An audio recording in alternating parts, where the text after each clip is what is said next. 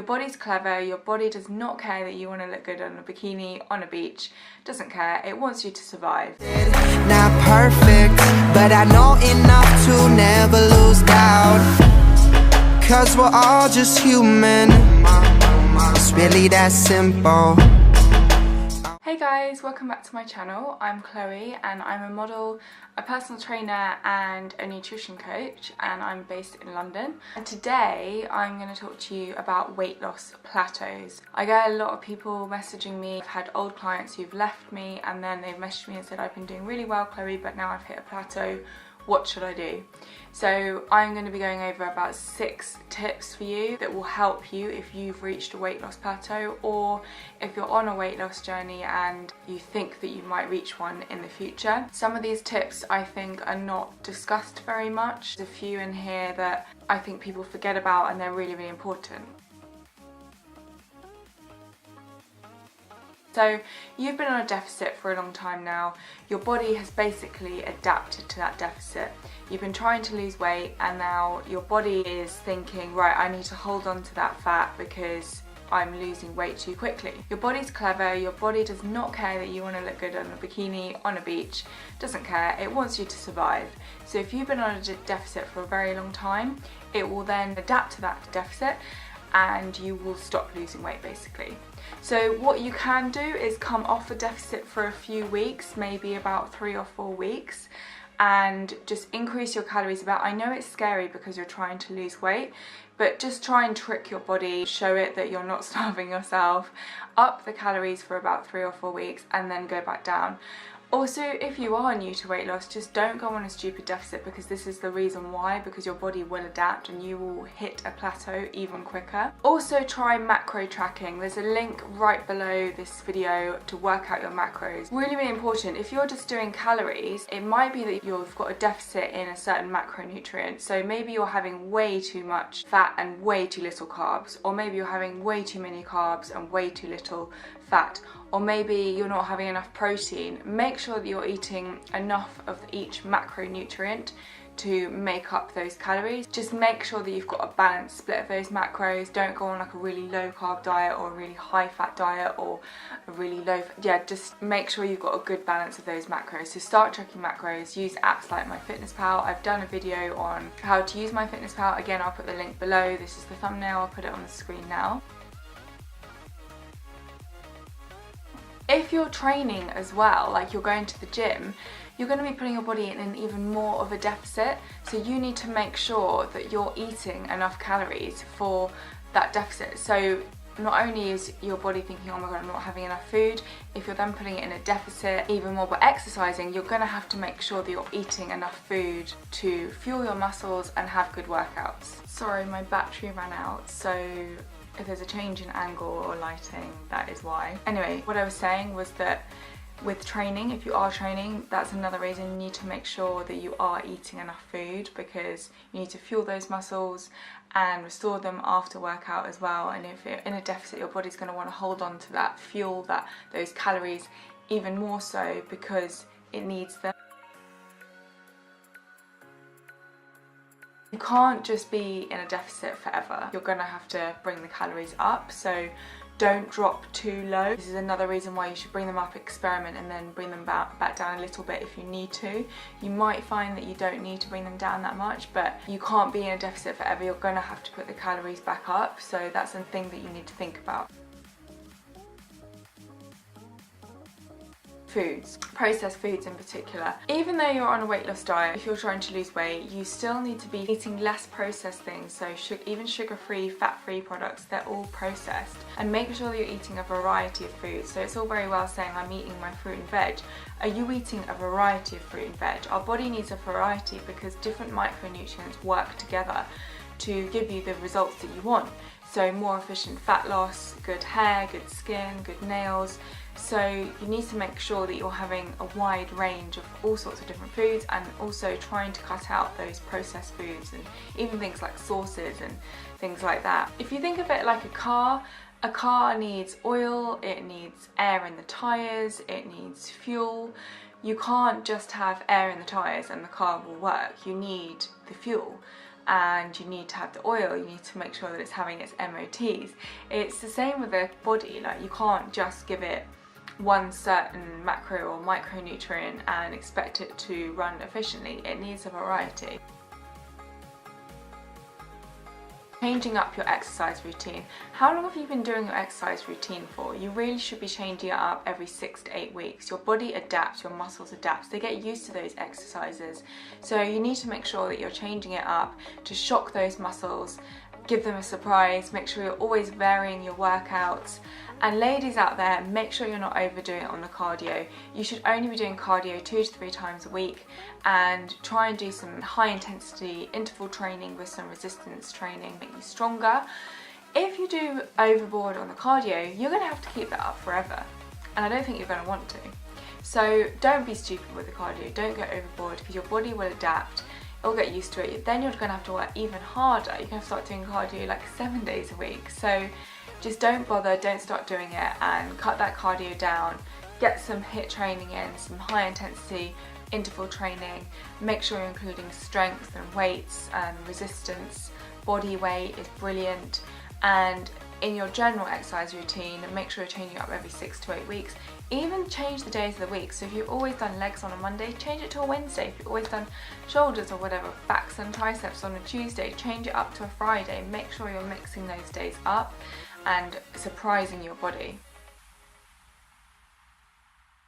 If you've tried all of these things, it could be an underlying medical condition. So make sure you see your doctor, have your bloods done, just check that it's nothing serious like diabetes or a thyroid problem. Thyroid problems can cause too much weight loss or too much weight gain, or not being able to do either of the two. So if you've tried everything, and I don't mean go to your doctor without trying all the other things I suggested, if you've literally tried everything, you've changed your calories, you've changed your macronutrients, you've tracked your macros for like 4 weeks and they're all perfect, and you've changed your exercise routine for 4 weeks, still no difference, you've increased your calories, there's still no difference, and there's a few other things I'm going to mention, so if you haven't tried those, then go to your doctor. So you should be having 7 to 8 hours sleep a night, and you should be having 2 to 3 litres of water a day. The reason sleep is so important is it's the time when your body can rest, it can grow muscle, it regulates your hormones, your hunger hormones. So the next day, if you've got lack of sleep, you're going to crave sugary things, appetite's going to be increased, probably reach for the wrong foods. It's the same for weight gaining. If you're trying to gain muscle, it's really, really important that you have a good sleep to restore those muscles. It's the time when the muscles can grow, is when you're resting. So make sure you're having enough sleep. Also, it can cause, if you're stressed out, release of cortisol, which can make you hold on to fat, which you don't want to be doing. If you find it hard to drink water, just start slowly, start adding a glass of water with every single meal. That will instantly make you drink more water. Just say, right, every single meal I have to drink a big glass of water. Carry a bottle around with you. I promise you it will get easier over time. You just need to start making a habit of it. More weights. So especially to these ladies out there, you might say to me, but Chloe, I already do the weights. Okay, how long have you been lifting that weight for? Are you increasing your weights every single week or every single 2 weeks? If you're still at the same 2 kilo dumbbells you were 2 months ago or a year ago, you're not doing it properly. You need to be increasing your weights every week or every 2 weeks, getting stronger, growing those muscles. So ladies, make sure you are doing the weight training and you're doing it properly. This will mean the more muscle that you have on your body, the more calories you burn at rest, the more fat you're going to be burning. So you might think, oh, I'm going to get bulky. You're not, because you're trying to lose weight, you're on a weight loss diet, so you're not going to get bulky. Also, your females don't have enough testosterone to get bulky. I'm not bulky, I do weight training. It's such a good way to get muscle on your body so that you can burn calories at rest. Your metabolism will be faster. Cut that cardio down, do some weights. If you don't know what weight training to do, I'm an online coach. You can contact me, all of my links are below. I can give you free consultations, so have a chat with you on the phone, via email, Skype, whatever. So contact me if you need any help. I'm literally happy to help anyone. I don't want you having injuries. I don't want you to do the wrong program. Or research it yourself. Just make sure you're using reliable sources. But I promise you, having more muscle on your body will benefit you greatly. And lastly, it's not really talked about, but the social media pressure of what we should look like. So every day we're faced with like people with perfect physiques on social media and in the media as well.